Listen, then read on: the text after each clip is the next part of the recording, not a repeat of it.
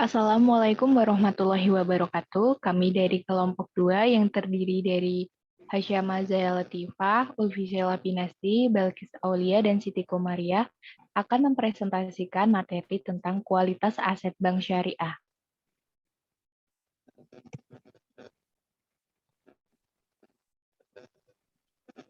Selanjutnya,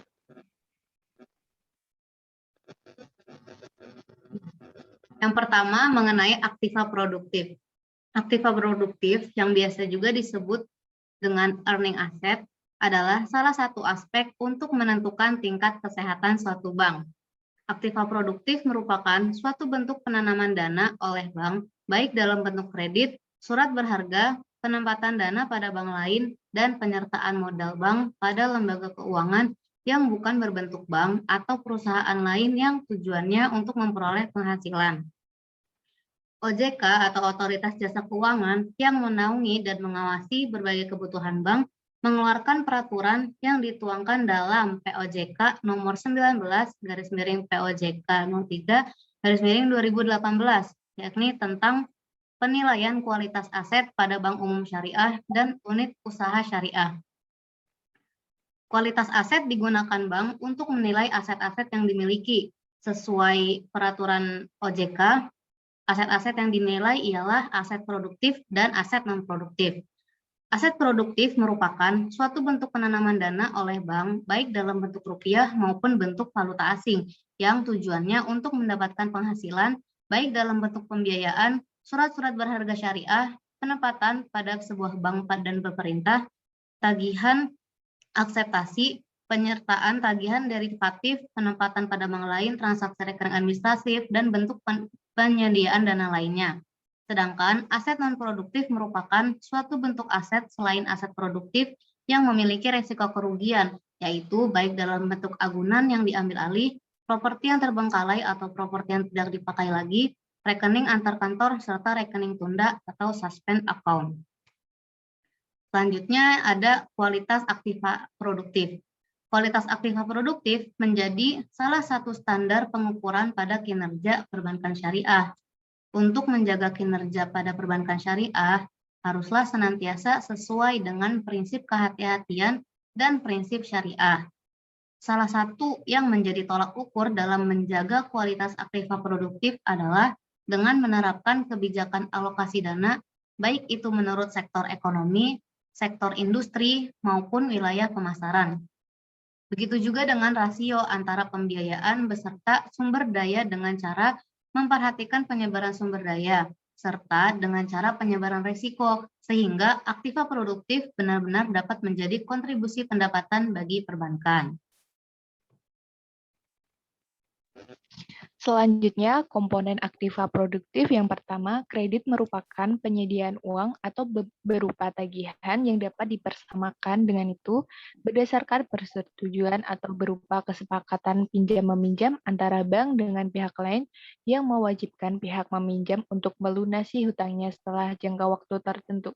Yang kedua, penempatan merupakan penanaman dana di bank baik itu dalam bentuk giro, kredit, interbank, call money, sertifikat deposito, deposito berjangka, dan penanaman dana lainnya.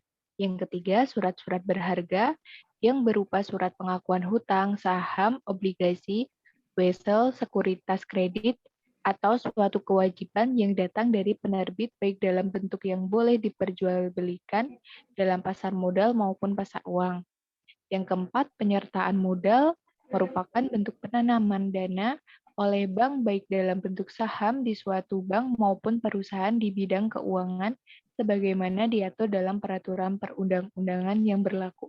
Yang terakhir, komitmen dan kontingensi pada suatu bentuk transaksi rekening administratif merupakan suatu bentuk kewajiban komitmen dan kontingensi yang meliputi penerbitan jaminan, standby letter of credit atau LC, fasilitas suatu kredit yang belum ditarik dan atau kewajiban komitmen dan kontingensi yang lain.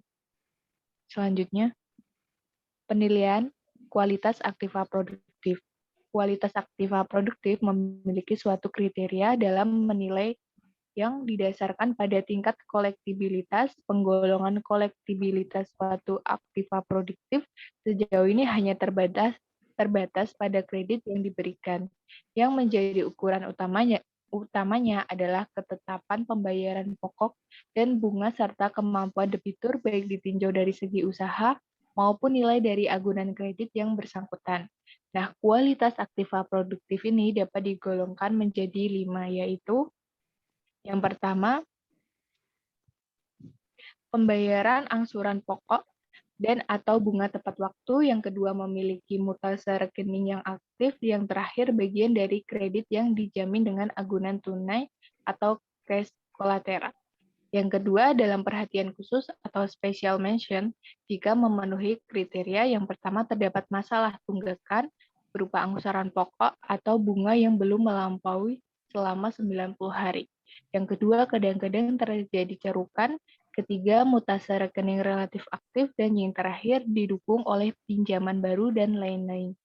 Yang ketiga, kurang lancar atau substandard jika memenuhi kriteria.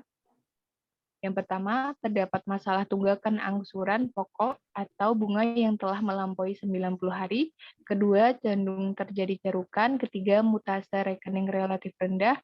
Keempat, lemahnya dokumentasi pinjaman. Dan yang terakhir, terdapat beberapa masalah keuangan yang dihadapi oleh debitur dan lain-lain. Yang keempat, diragukan atau doubtful jika memenuhi kriteria. Yang pertama, terdapat masalah tunggakan angsuran pokok atau yang telah melampaui selama 180 hari. Kedua, terdapat cerukan yang sifatnya permanen. Ketiga, terjadi prestasi lebih dari 180 hari. Dan yang terakhir, terjadi kapitulasi bunga dan lain-lain. Selanjutnya, yang kelima, macet atau loss jika memenuhi kriteria.